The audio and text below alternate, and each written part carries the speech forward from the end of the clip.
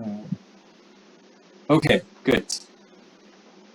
Yes, fantastic. All right, so without further delay, let me get started. Hi, everyone. So my name is Christopher Pick, and I'm visiting Korea University for this fall semester until the end of January for in the economics department. Uh, and I'm visiting from New York University, Abu Dhabi. This is my sabbatical year, so I decided to come and explore Korea just a bit. It's wonderful to be here. And as I said before, I'll be spending my time on campus throughout the semester. So if you have any questions about the lecture materials or just things in general that you're interested in knowing more about, especially regarding the topics that I'm going to talk about today, feel free to reach out to me. I'd be happy to meet up with you guys. I'm actually genuinely curious about what undergrads are like at Korea University because where I teach, New York University, the student body is very diverse. And I understand that from the roster of students who signed up for this class today, I see some international students, but mostly you're Korean students, and I'm Korean too. So it'll be interesting to hear your perspectives about being a freshman or senior or whatever year you're in college, to hear more about your lives at Korea University. Throughout the lectures, please let me know if you have any questions.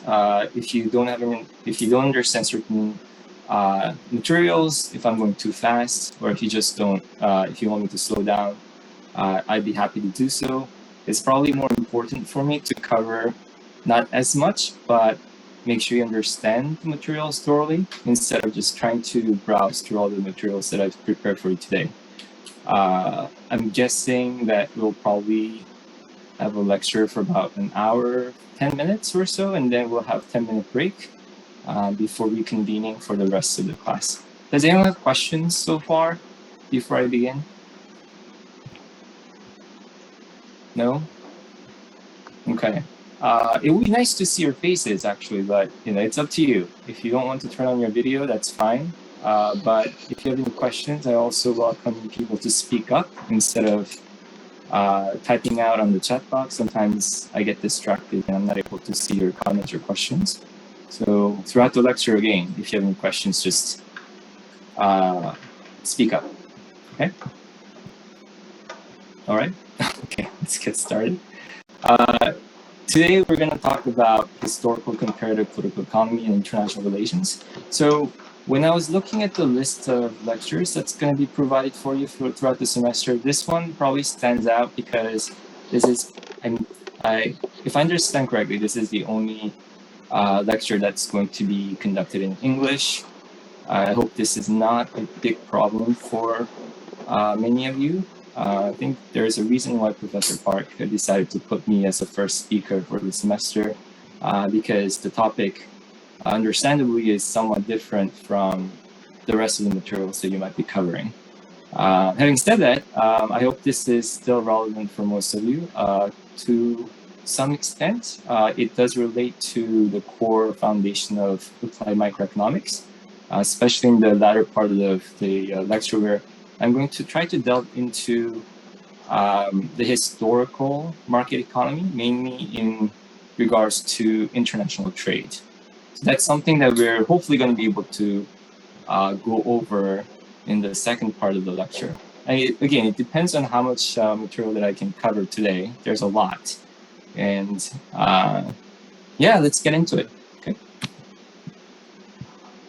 Okay, so why does history matter? Some of you might be interested in history, others might not, but allow me to convince you that it matters, especially when you're looking at social science as a discipline, because we can look at both the short and long run perspectives, given that there's a complete data. So when you look at an event, and you're looking at historical events, you see the beginning and the end.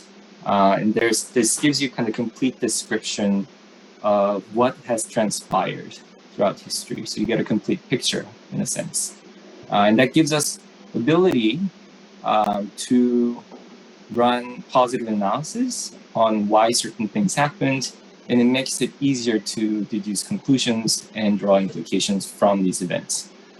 Okay? There are, of course, challenges related to history or study of history in economics. So again, my main field of research is in economic history and political economy, and some of the major challenges that I face in my own research is that oftentimes you don't have complete data that you can work with, especially when you go back to historical period, because unlike today, of course, we didn't have computers or big data. So any kind of archival research involves a lot of subjective decision making, and just digging through a lot of qualitative and quantitative records that have yet to be digitized. So there's a lot of painful labor that goes into making use of these historical data. Okay?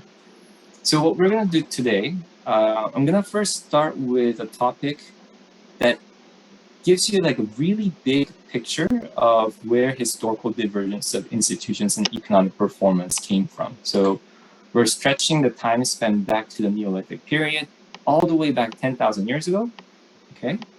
And also wide. So we're gonna start the time clock to be like long and wide. Wide is in coverage of geographic areas. So I'm going to look at the entirety of Europe and beyond. And the analysis is going to be back to the Neolithic period. But then, of course, there are challenges in making these grand claims, this big picture claims that stretches back millennia. So then what we're going to do is acknowledge some of the challenges that researchers or academics face, and then try to narrow down the scope of analysis and the time extent to something that's more compact and defendable. Okay. Does anyone have questions? Okay. I feel like I'm talking to a wall, so just let me know if you have any concerns, or if everything's okay, let me know as well. So shall I move on? Yeah, it's just much easier when we do this person to person, but I understand, of course, given the COVID situation, this is the best we can come up with. Yeah, all right. What is it? Kim Ji-yeon, thank you. All right. Thank you, Kim Ji-yeon. All right, so what do we start with? Jared Diamond, Guns, Germs, and Steel, The Fates of Human Societies. Has anyone read this book before?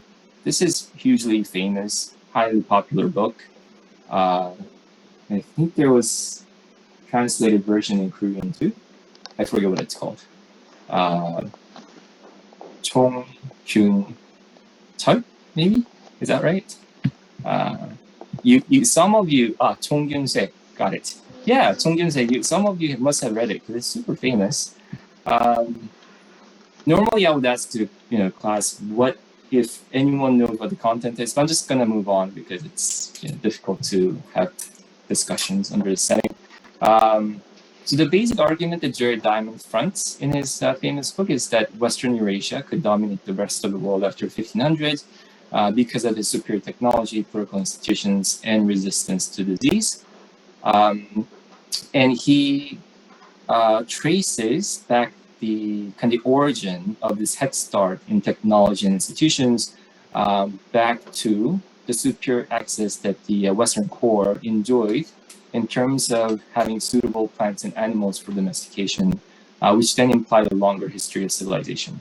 So basically, if you were fortunate, luckily endowed with some of the natural resources that made it possible for you to adopt agriculture early on, then this early agricultural adoption then led to a head start in developing civilization.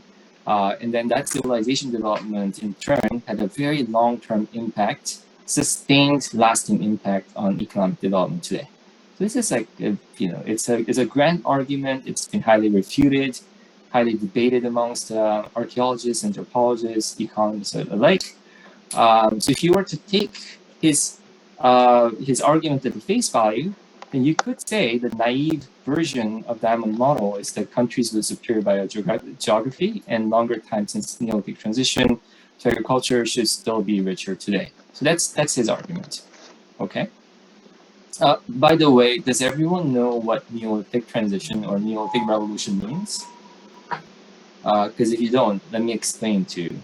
Okay, so who does Does everyone know what the Neolithic Revolution is? Yes? No. Okay, thank you. Thanks for saying no. Okay, so now I know that we need to understand what the Neolithic Revolution is before going into it. So the Neolithic Revolution. So a lot of you do not know what Neolithic Revolution, which is not surprising because this is not an anthropology or archaeology class. And I'm sorry to throw out jargons here. I didn't know what Neolithic Revolution was before. It's basically the transition between hunter-gatherer society. So it's a transition of humans from hunter-gatherers to farmers, right? So is it called Shinseokgi 시대? I think that's what it's called in Korean. Maybe. Hold on, let me look it up because now I'm curious. And well, I mean, you guys have computers. You guys can also tell me what Neolithic Revolution is in Korean. Let's see, Neolithic Revolution in Korean. Huh? What is it? 신석기. Yeah, 신석기 혁명. Is that right? So does that ring a bell? 신석기 혁명. So it's again humans transitioning from hunter-gatherer to farmers. Okay. So why is it important? It's important because when people start settling down, they start to develop a community that's stratified. There was a division of labor, creation of different classes. Some of these classes were relieved from having to till the land, and they became the military technology inventors, for example. So you have technological advances, you have higher stratified, more complex societies that becomes the foundation for civilization and so forth. Okay, so that's the diamond model. It starts with transition into agriculture, and then that somehow could explain the long-term economic outcomes today, as in the ones that were agricultural first tend to be still economically superior. But then that begs the question of the following, which is why then are Iraq, Syria, and Greece poor, well, relatively poor, right? While Britain and Scandinavian countries are so rich today. That's puzzling, isn't it? Because you know that Scandinavian countries and Britain have adopted agriculture really late historically. And yet you find that they are so much richer today than Iraq, Syria, and Greece. These three countries are the ones who were some of the earliest adopters of agriculture. So there's a bit of an issue here, right? So there's something that we need to tweak in terms of what diamonds are. Okay. So this is Uruk 3500 BC in the Near East region that was highly prosperous. Even 3500 BC. So this was what, almost 6,000 years ago, right? You had a highly prosperous society in this part of the world because agriculture early on. Whereas during the same time period, Sweden, there was really nothing, right? And then Rome, by 80 CE, had a huge Colosseum, whereas Sweden, again, even by 800 AD or CE, only had a hut. So you can see here where this naive hypothesis fronted by Jared Diamond can be easily refuted. So then the question is, what's going on? Okay. Jared Diamond's argument, nevertheless, have been very powerful to the extent that there are lots of economists that are looking at the claim that Jared Diamond made, and they published papers regarding this. So, in 2000s and earlier, you do see papers that come out, and they talk about the positive association between biogeography and development. And then people also talk about long-run contributions of agriculture. So there's a bunch of works on economists, especially working on long-run growth and macroeconomics that look at this historical roots of divergence in institutions and economics. So I'm going to talk about some of the updated information that we can gather to test Jared Diamond's argument and see how we can make sense out of his findings, which understandably are flawed because you can easily find an example between Sweden and Iraq, for example. Okay, so some of the advances in science, natural science, has allowed us to gather more precise, accurate information. So the key new explanatory variables that we can use are the average time since agricultural transition that were constructed from 765 carbon-dated Neolithic sites from Pinasi. Okay.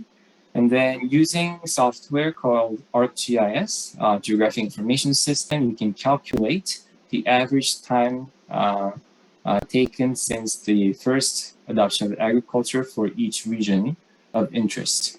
Okay. So what does this mean? It's probably better if I show you a bunch of maps to kind of illustrate what this data looks like. Okay. So if you look at this map, you see point locations of archaeological sites that each contains information on when agriculture was adopted for the first time.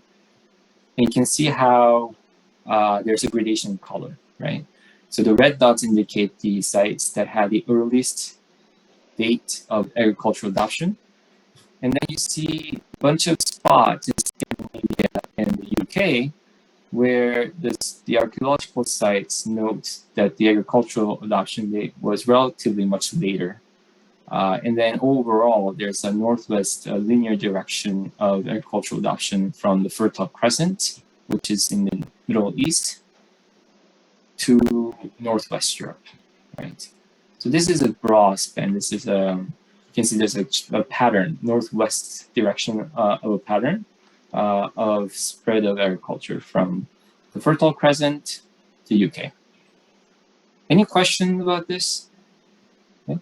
So what we're doing here is building the foundation, the data work, in order to test how Jared Diamond's hypothesis can be refuted, okay, or update his hypothesis. Okay.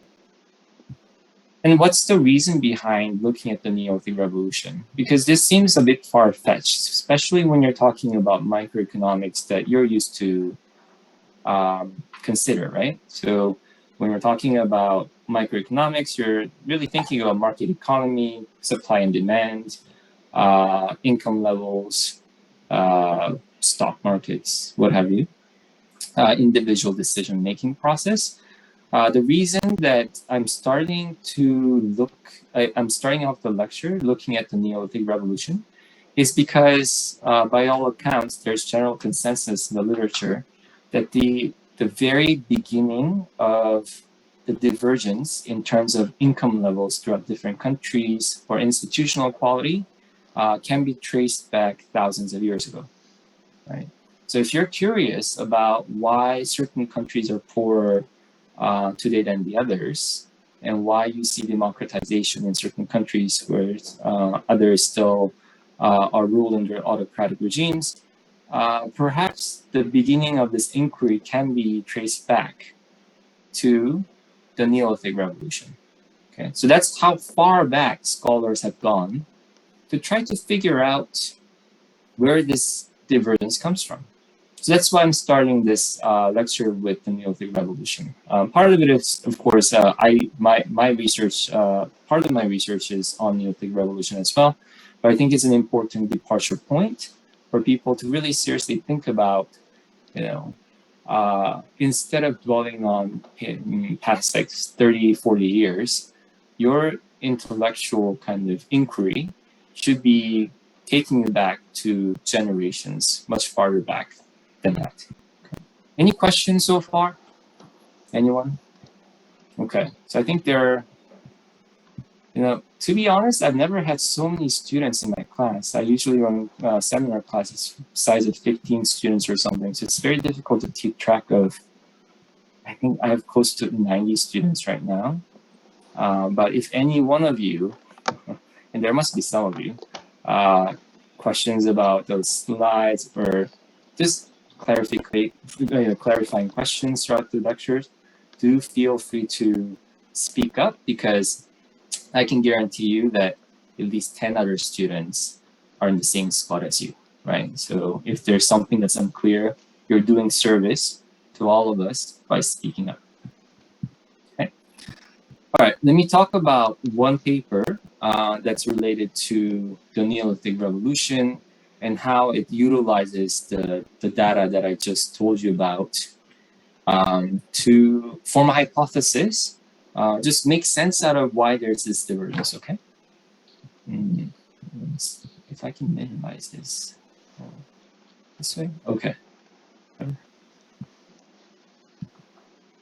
Okay.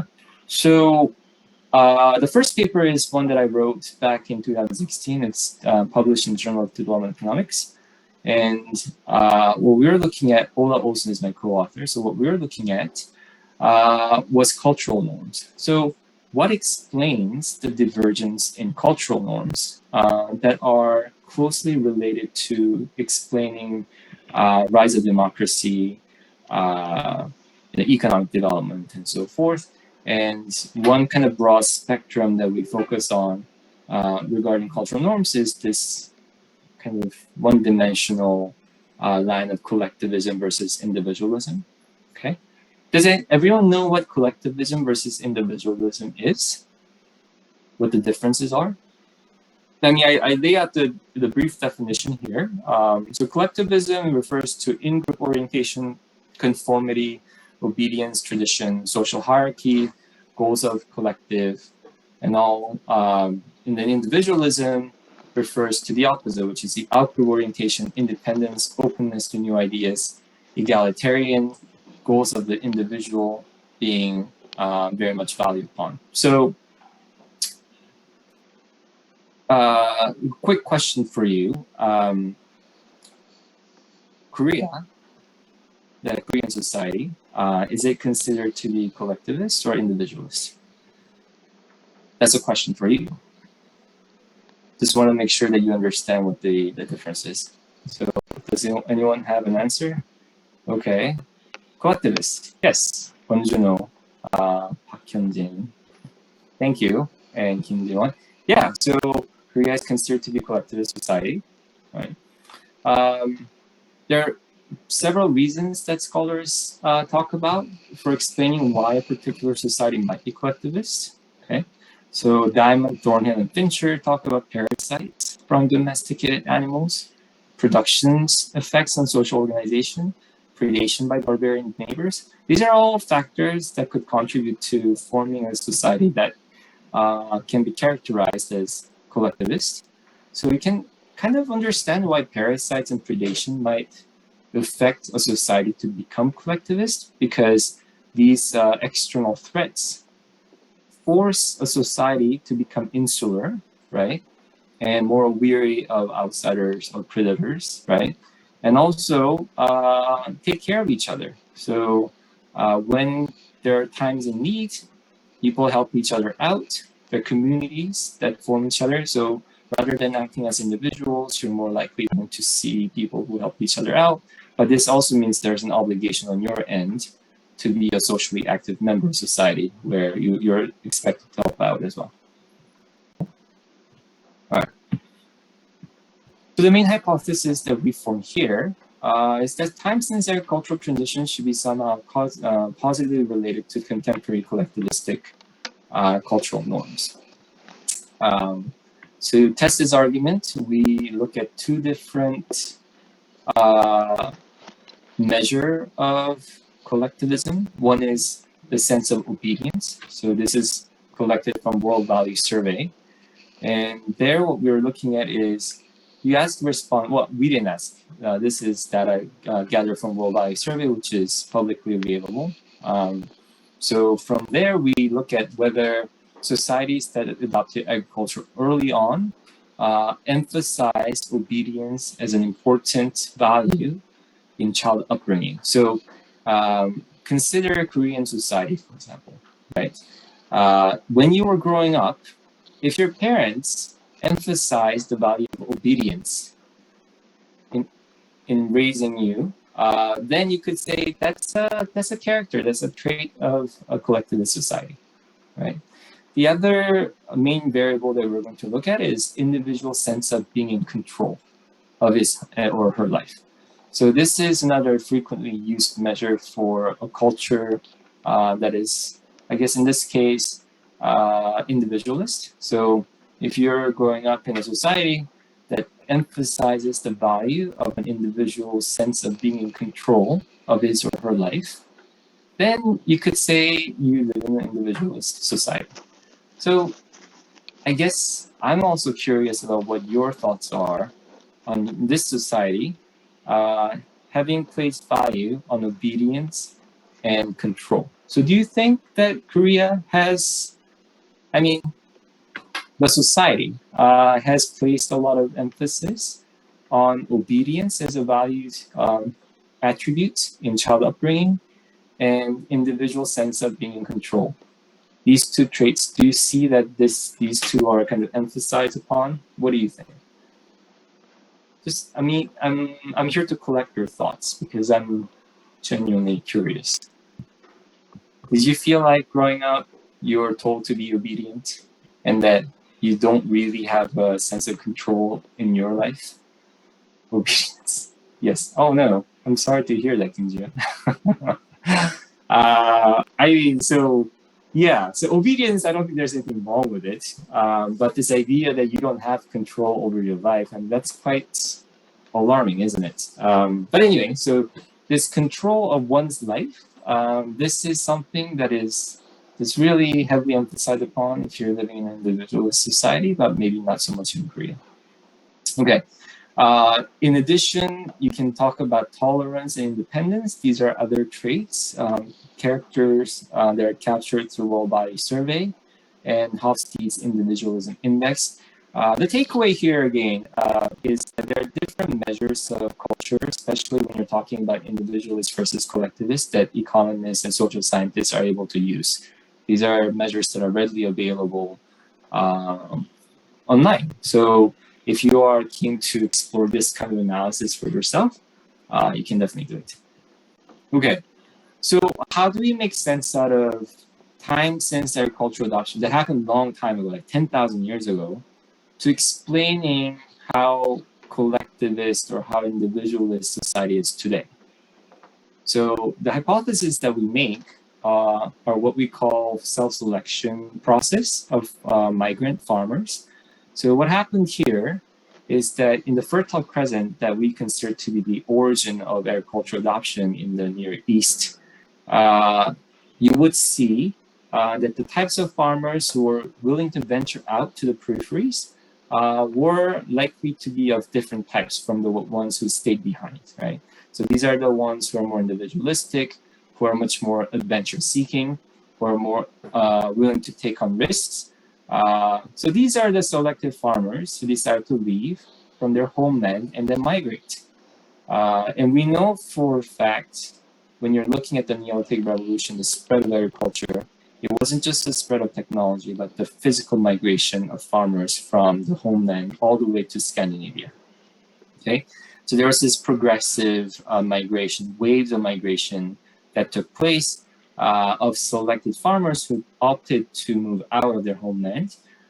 So you can imagine that from this figure here, all this figure is trying to tell you is that as you move farther and farther away from the south, the Fertile Crescent in the Near East towards northwest, the farmers that relocated from the homeland to the peripheries are more and more likely to be individualist. Okay?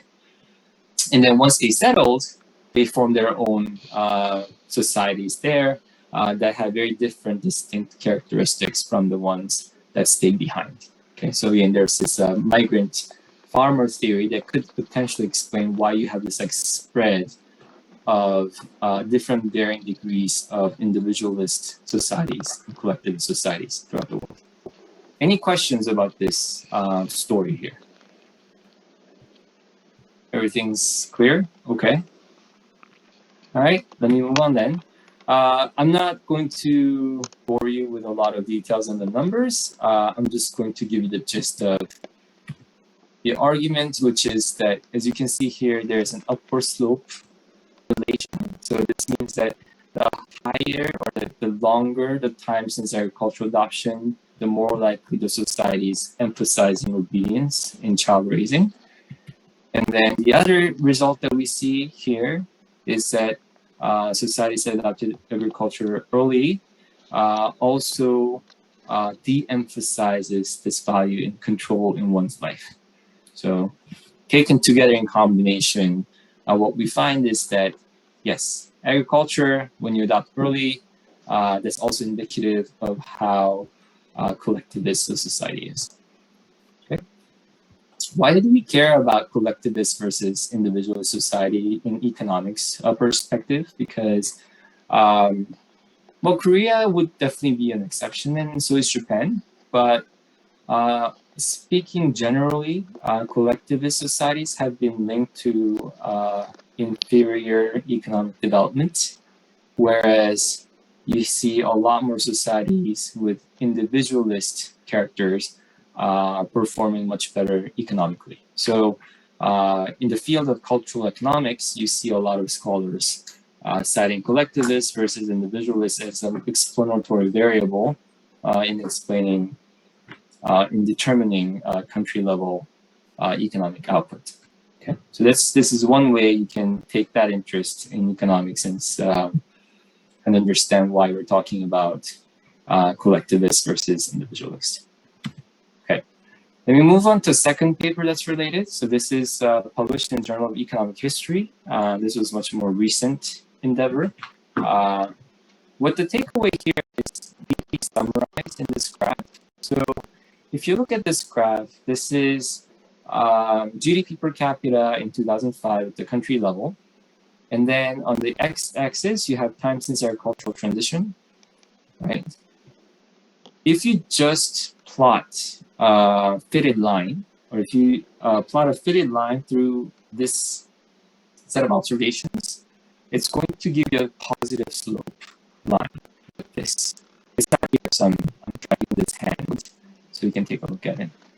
And that would be in correspondence with Jared Diamond's hypothesis, which is that if you adopt agriculture early on, then you're more likely going to have a higher GDP per capita, right? But as you can see in this graph, there are all these negative sloping lines, yeah? Okay. So that's the takeaway here.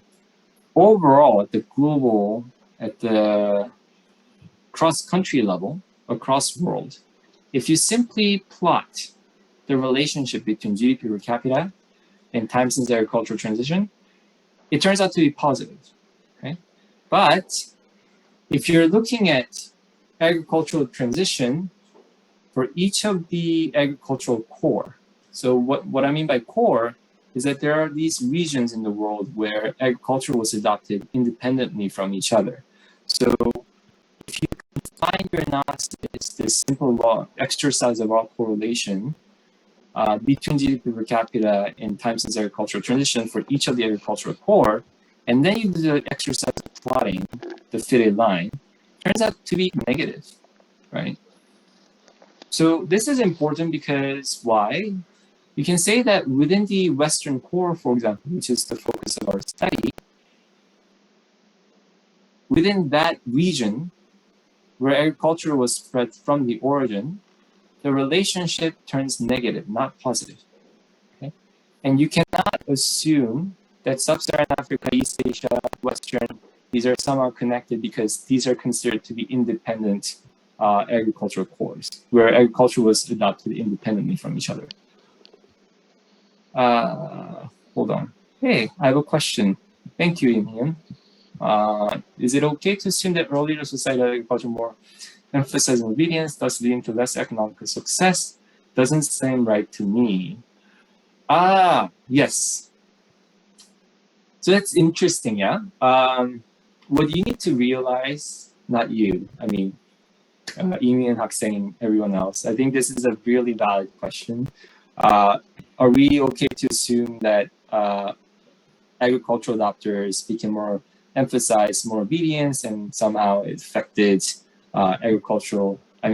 economic development in an adverse way. There's a channel here that we have yet to uncover that's critically important, yeah? Because if you think about the early adoption of agriculture, it did give societies an early